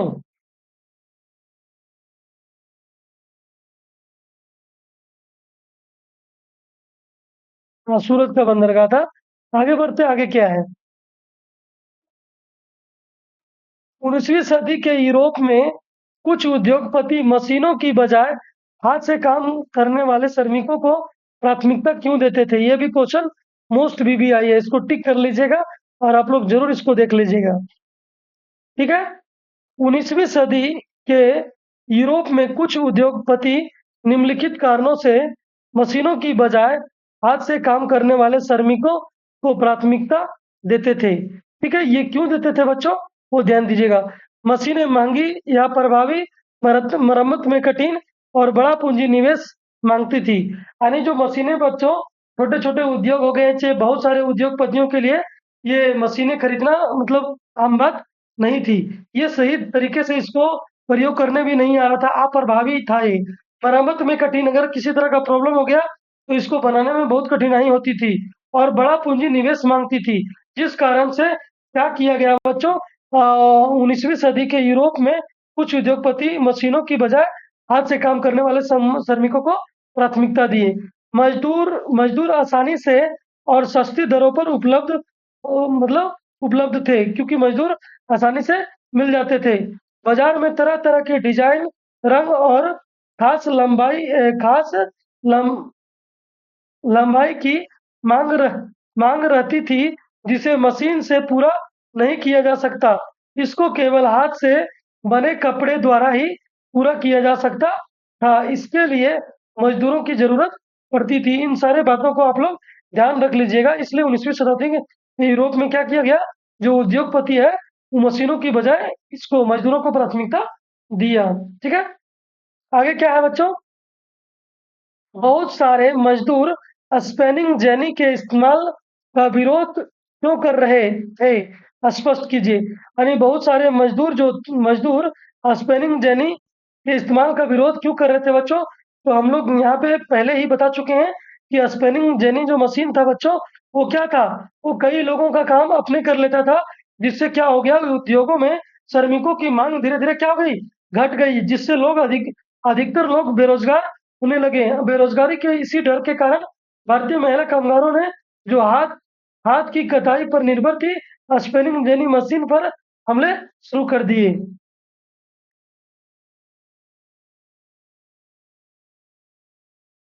अगला ध्यान दीजिएगा बच्चों, क्या है, ईस्ट इंडिया कंपनी ने भारतीय बुनकरों से सूती और रेशमी कपड़े की नियमित आपूर्ति सुनिश्चित करने के लिए क्या किया। यानी कि ईस्ट इंडिया कंपनी ने भारतीय बुनकरों से सूती और रेशमी कपड़े की नियमित आपूर्ति सुनिश्चित करने के लिए क्या क्या किया। ठीक है बच्चों, तो ये भी आपका वीवीआई क्वेश्चन है, इसको भी आप लोग ध्यान दीजिएगा। तो क्या क्या किया बच्चों, ध्यान दीजिएगा। ईस्ट इंडिया कंपनी की राजनीतिक सत्ता स्थापित हो जाने के बाद कंपनी ने भारतीय व्यापार पर अपना एकाधिकार स्थापित करने के लिए कई कदम उठाए। उसने प्रतिस्पर्धा समाप्त करने, लागतों पर अंकुश लगाने और कपास तथा रेशम से बने वस्त्रों की नियमित आपूर्ति के लिए एक नई व्यवस्था लागू की। यह काम निम्नलिखित कई चरणों में किया गया। तो हम लोग देख सकते हैं बच्चों, क्या है, यहाँ पहला काम क्या किया गया था, गुमास्तों की नियुक्ति। बच्चों गुमास्ते क्या होते हैं, तो यहाँ पे ध्यान दीजिएगा। कंपनी ने कपड़ा व्यापार में सक्रिय व्यापारियों और दलालों को समाप्त करने तथा बुनकरों को अधिक से अधिक प्रत्यक्ष नियंत्रण स्थापित करने का प्रयास किया। बुनकरों पर निगरानी रखने वाला, इकट्ठा करने वाला और कपड़ों की गुणवत्ता जांचने के लिए वेतनभोगी कर्मचारी नियुक्त किया कर दिए गए। उन्हें ही गुमास्ता कहा गया। यानी कि एक अलग से वेतनभोगी कर्मचारी को नियुक्त किया गया बच्चों, और वो कर्मचारी का काम क्या था, वो बच्चों अधिक से अधिक प्रत्यक्ष नियंत्रण स्थापित करना, बुनकरों पर निगरानी रखना और माल इकट्ठा करना, कपड़े की गुणवत्ता की जांचना। तो उसको एक रखा गया था जिसको हम लोग गुमास्ता की नियुक्ति बोलते, गुमास्ता की नियुक्ति की गई थी। अगला क्या है बच्चों, अगला पॉइंट ध्यान दीजिएगा, अगला क्या है, बुनकरों द्वारा अन्य व्यापारियों को माल बेचने पर रोक। यानी कि कंपनी को माल बेचने वाले बुनकरों पर अन्य खरीदारों के साथ कारोबार करने पर रोक लगा दी गई। इसके लिए उन्हें पेशगी धन दिया जाने लगा। काम का ऑर्डर पाने वाले बुनकरों को कच्चा माल खरीदने के लिए ऋण दे दिया जाता था। ऋण लेने वाले बुनकरों को अपना कपड़ा गुमास्तों को ही देना पड़ता था, वे उसे किसी अन्य व्यापारी को नहीं बेच सकते थे। ठीक है, इस प्रकार हम लोग आगे देखते हैं, आगे क्या है अगला पॉइंट, अगला पॉइंट ध्यान देते हैं। बुनकरों से कठोर व्यवहार। गुमास्ते बुनकरों से अपमानजनक व्यवहार करते थे। वे सिपाहियों तथा चपरासियों को अपने साथ लेकर आते थे और माल समय पर तैयार न होने पर बुनकरों को दंड देते थे। बुनकरों को प्रायः बुरी तरह पीटा जाता था और कोड़े लगाए जाते थे।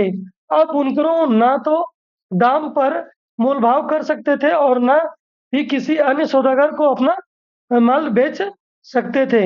उन्हें कंपनी जो कीमत देती थी वह बहुत कम थी, परंतु ऋण की राशि के कारण वे कंपनी से बंधे हुए थे। ठीक है, आगे ध्यान देते हैं। अगला क्वेश्चन क्या है बच्चों, और मोस्ट इंपोर्टेंट क्वेश्चन। अगला क्वेश्चन यहाँ पे क्या है, पहले विश्व युद्ध के समय भारत का औद्योगिक उत्पादन क्यों बढ़ा? पहले विश्व युद्ध के समय भारत का औद्योगिक उत्पादन क्यों बढ़ा? तो यहाँ पे ध्यान दीजिएगा बच्चों, तो ये क्वेश्चन हम करा चुके हैं बच्चों आप लोगों को। पहले वो क्यों बढ़ा, ये क्वेश्चन रिपीट कर गया है, तो आप लोग देख लीजिएगा, ये भी क्वेश्चन VVI है। ठीक है, ये आपका रिपीट कर गया है क्वेश्चन।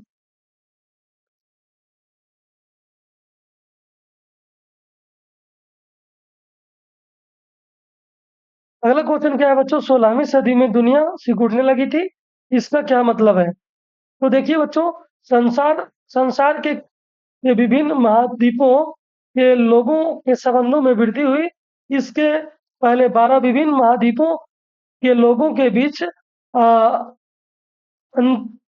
अंतर संबंधीय व्यापार का अभाव था, लेकिन 16वीं सदी में संसार के महाद्वीपों के बीच व्यापार, व्यवसाय, सांस्कृतिक विचारों का आदान प्रदान और लोगों का आवागमन बढ़ा, जो एशिया से यूरोप और अफ्रीका तक बढ़ा। इससे लोग एक दूसरे के नजदीक आए और लगा कि दुनिया सिकुड़ने लगी है। ठीक है, यानी कि लोग एक दूसरे से जुड़कर अपना व्यापार को बढ़ाने लगे और सब एक दूसरे से इस प्रकार मिलजुल के हाथ मिलाकर काम करने लगे, जैसे लगने लगी कि दुनिया सिकुड़ रही है। ठीक है,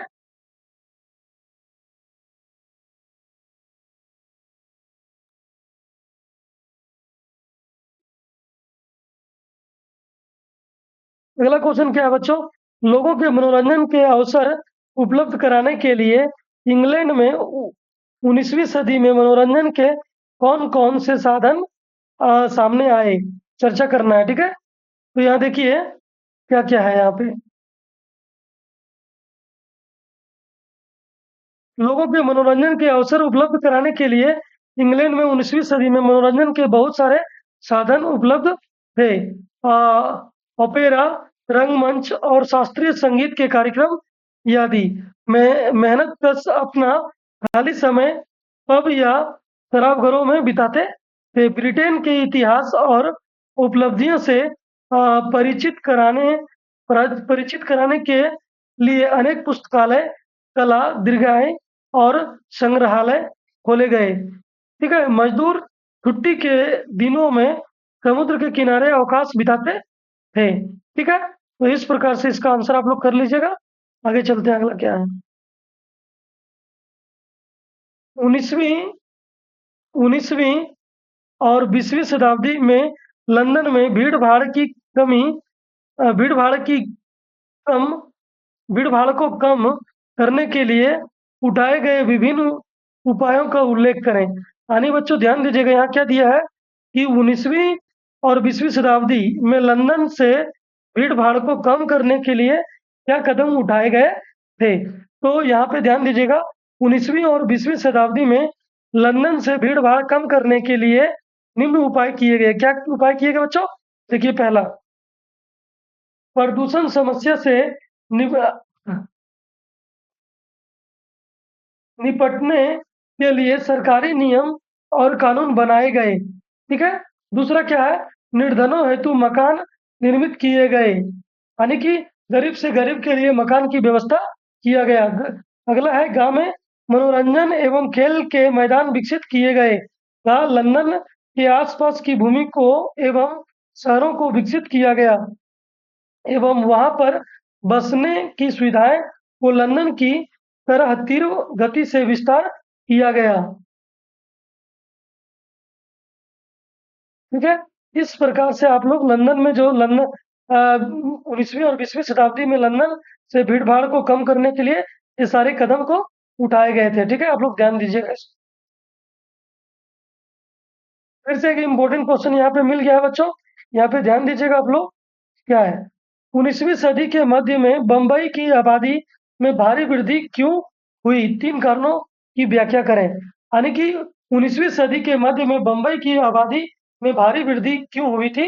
इसके बारे में आप लोग ध्यान दीजिएगा, देखते हैं क्या है। ठीक है? तो 19वीं सदी के यूरोप में कुछ उद्योगपति निम्नलिखित कारणों से मशीनों की बजाय मशीनों की बजाय हाथ से काम करने वाले श्रमिकों को प्राथमिकता देते थे।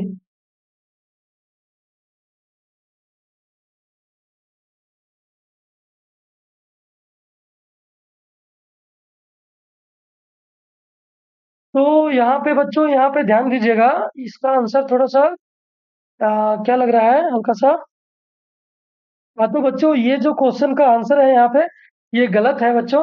तो आप लोग ध्यान दीजिएगा कि 19वीं सदी के मध्य में क्या थे बच्चों, कि जब क्या क्या करते थे कि जो अपने जो क्या बोलते हैं, रोजगार के लिए, और जैसे कि उतना अपने जीविका पालन करने के लिए उतना काम नहीं कर पाते थे, उतना पैसा इनकम नहीं कर पाते थे, जिसके कारण लोग शहर की ओर भागे, रोजगार के पर्पज से लोग शहर की ओर भागने लगे थे। ठीक है, जिसके कारण बम्बई की आबादी में 19वीं शताब्दी के मध्य में बम्बई की आबादी में भारी वृद्धि हुई थी। ठीक है,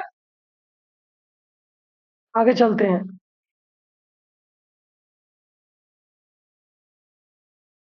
और वहाँ पे बच्चों फिल्मी का नगरी था, तो वहाँ पे रोजगार मतलब आसानी से मिल जाता था। वहाँ पे तरह तरह का काम मिल जाता था। देखिए अगला क्या है, बम्बई की बम्बई की बहुत सारी फिल्में शहर में शहर में बाहर से आने वालों की जिंदगी पर आधारित क्यों होती है? व्याख्या करना है। देखिए बम्बई की बहुत सारी फिल्में शहर में बाहर से आने वाले की जिंदगी पर आधारित होती थी, क्योंकि फिल्म उद्योग के अधिकांश लोग स्वयं बाहर से आए थे। अधिकतर फिल्म निर्माता, कलाकार, अभिनेता, संगीतकार और गीतकार लाहौर, कलकत्ता, मद्रास के थे। प्रवासी के प्रवासी के रूप में वे भी इसके दुख कष्टों से भुक्तभोगी होते थे, अतः वे फिल्मों में इसी परिस्थिति का प्रस्तुतिकरण करते थे। बम्बई की बहुत सारी फिल्मों में इसी स्थिति को दिखाया गया है। 1958 में बनी सी आई डी और 1959 में बनी गेस्ट हाउस प्रवासी लोगों की समस्याओं पर ही आधारित फिल्में थी। तत्कालीन कई लोकप्रिय गीत जैसे ये दिल है मुश्किल जीना यहाँ, जरा हटके जरा बचके, ये है बॉम्बे मेरी जान, शहर के अंतर्विरोधी आयामों को उजागर करते हैं करते हैं। आगे ध्यान देते हैं क्या है, करते हैं, जिसका जूता उसी के कर, दिल है छोटा बड़ा शहर, अरे वाह अरे वाह अरे वाह तेरी बम्बई, गीत में मोहभंग का स्वर सुनाई देता है। फिल्म उद्योग में काम करने वाले भी प्रायः प्रायः लाहौर, कलकत्ता, मद्रास आदि शहरों से आए थे। यानी कि वहां पर जो फिल्म इंडस्ट्री में जो काम करने वाले लोग थे, चाहे जिस क्षेत्र के भी लोग हैं, गीतकार हैं, डांसर हैं, एक्टर हैं, चाहे जो भी है, वो सारे के सारे लगभग लगभग लोग अपना इधर गांव से बिलोंग करते थे, गांव से जुड़े थे, जो कि वहां जाते थे। तो इन्हीं लोगों के स्थिति, इन्हीं लोगों की कहानी, इन्हीं लोगों की कहानियां के आधारित, इन्हीं लोगों के समस्या के आधारित फिल्में बनाई जाती थी। आगे ध्यान देते हैं बच्चों, क्या है अगला क्वेश्चन, क्या है, 18वीं सदी के मध्य लंदन 18वीं सदी के मध्य लंदन की आबादी क्यों फैलने लगी? तो देखिएगा, 18वीं सदी के मध्य लंदन की आबादी क्यों फैलने लगी थी बच्चों? 1750 तक इंग्लैंड और वेल्स का हर 9 में से एक आदमी लंदन में रहता था। यह एक बहुत बड़ा विशाल शहर था, जिसकी जनसंख्या 6,75,000 तक पहुंच चुकी थी। 19वीं शताब्दी में भी लंदन की आबादी इसी प्रकार बढ़ती रही। 1810 से 1880 के बीच इस शहर की आबादी 4 गुना हो गई। 18वीं शताब्दी के मध्य से लंदन की आबादी के फैलने के कारण मुख्य कारण निम्नलिखित थे। तो इसके क्या कारण थे बच्चों कि 18वीं सदी के मध्य में लंदन की आबादी अधिक फैलने लगी? तो यहाँ पे ध्यान दीजिएगा, यहाँ पे आपको पहला पॉइंट क्या दिया है? विभिन्न व्यवसाय। वहाँ पे तरह-तरह के व्यवसाय थे, यानी कि तरह-तरह का मतलब काम मिल जाता था ना। तो लंदन में रोजगार की कमी नहीं थी। 19वीं शताब्दी में यहाँ लगभग हर व्यवसाय के लोग रहते थे। गैरंट स्टेटमेंट के अनुसार 19वीं शताब्दी का लंदन क्लर्कों तथा दुकानदारों, छोटे छोटे तथा बड़े कारीगरों, सिपाहियों, नौकरों, दैनिक श्रम करने वाले मजदूरों तथा फेरी वालों का शहर था। यहाँ भिखारियों की भी कमी नहीं थी। यह तथ्य लंदन में फैलती आबादी को ही दर्शाता है। अगला है क्या? लंदन की गोदी। रोजगार की दृष्टि से लंदन की गोदी बहुत ही महत्वपूर्ण थी। यह बड़ी संख्या के कामगारों को रोजगार दे सकती थी। अगला क्या है बच्चों, ध्यान दीजिएगा। अगला पॉइंट है यहाँ पे विभिन्न उद्योग। लंदन में कई प्रकार के बड़े उद्योग विकसित थे। ये उद्योग थे परिधान, जूता उद्योग, लकड़ी एवं फर्नीचर उद्योग, धातु एवं इंजीनियरिंग उद्योग, छपाई और स्टेशनरी उद्योग तथा शल्य चिकित्सा उद्योग, घड़ी उद्योग तथा कीमती धातुओं का सामान बनाने वाले उद्योग। ये उद्योग बाहर के लोगों के लिए आकर्षक का केंद्र थे। आगे ध्यान दीजिएगा बच्चों। क्या अगला? विशाल कारखानों की संख्या में वृद्धि। प्रथम विश्व युद्ध 1914 से 18 के दौरान लंदन में मोटर कारों तथा बिजली उपकरणों का निर्माण भी होने लगा। धीरे धीरे विशाल कारखानों की संख्या इतनी अधिक हो गई कि शहर की 3/4 नौकरियां इन्हीं कारखानों में सिमट गई। सच तो यह है कि शहर की चमक दमक, चहल पहल और रोजगार ने लोगों को अपनी ओर आकर्षित किया। लोग गांवों को छोड़ शहरों की ओर आकर्षित होने लगे। फलस्वरूप लंदन की आबादी फैलने लगी। इसी प्रकार मुंबई वाला क्वेश्चन में भी बच्चों लिखना है आप लोगों को।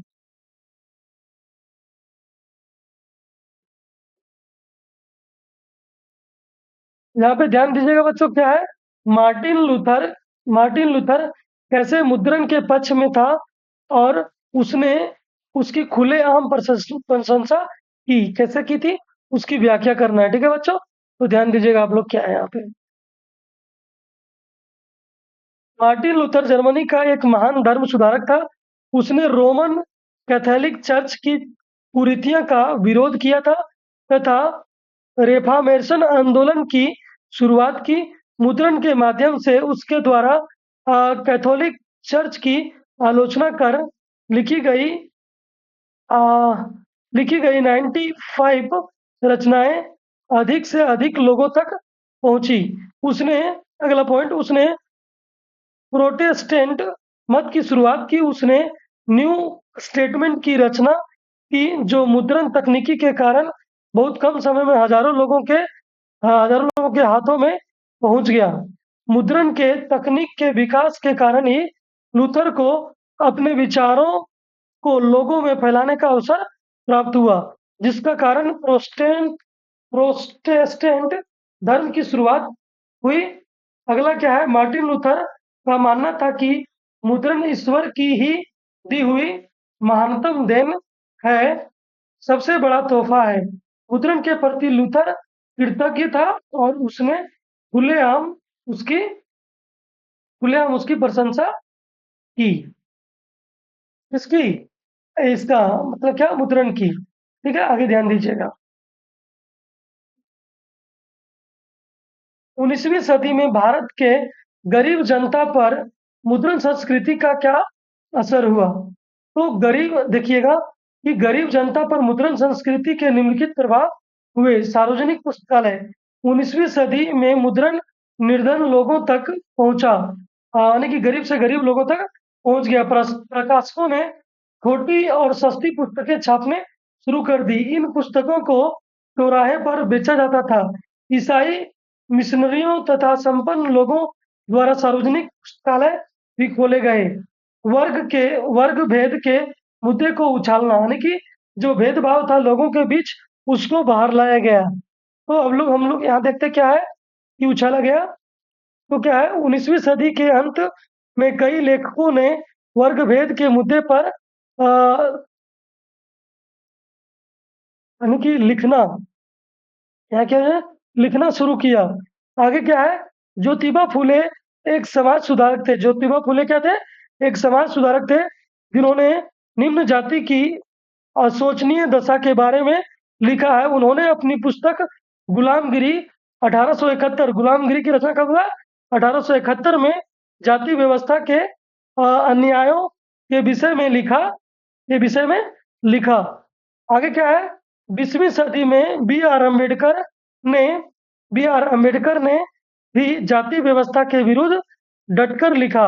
उन्होंने छुआछूत के विरोध में भी लिखा। ईवी रामास्वामी नायकर, जिन्हें जिन्हें पेरियार भी कहते हैं, ने मद्रास में व्याप्त जाति व्यवस्था के विषय में लिखा। इन लेखकों का लेखन भारत के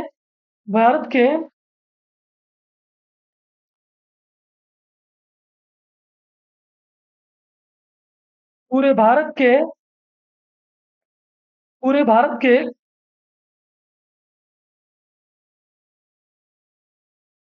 पूरे भारत के लोगों द्वारा पढ़ा जाता था। स्थानीय विरोध आंदोलनों और संप्रदायों में भी प्राचीन धर्म ग्रंथों की आलोचना करते हुए नए न्यायपूर्ण नए न्यायपूर्ण समाज का भविष्य निर्मित करने के लिए पत्र पत्रिकाएं व गुटके छपे।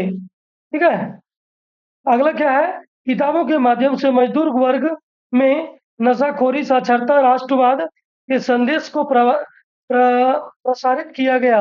किताबों में बताया गया कि मजदूरों की दयनीय परिस्थितियों का मुख्य कारण और उनका असंगठित होना है। तो इस प्रकार से बच्चों, ये हमारा जो यहाँ पे एक जो है, एक पार्ट आपका खत्म हुआ। ये पार्ट 1 आपका यहाँ पे कंप्लीट हो गया बच्चों। ये अलग अलग पार्ट के माध्यम से ये मान आपका पार्ट 1 है। क्या है बच्चों? पार्ट 1 सोशल साइंस का सोशल साइंस का पार्ट 1 था। इसी तरह पार्ट 2 पार्ट 3 करके सारे लॉन्ग क्वेश्चन कंप्लीट कराए जाएंगे, जो कि आपके एग्जाम के दृष्टिकोण से बहुत ही इम्पोर्टेंट होंगे। तो इस वीडियो को ज़्यादा से ज़्यादा दोस्तों के पास शेयर कर दीजिएगा, ताकि इसका लाभ सभी को उठा पाए। तो चलिए, जय हिंद, जय झारखंड।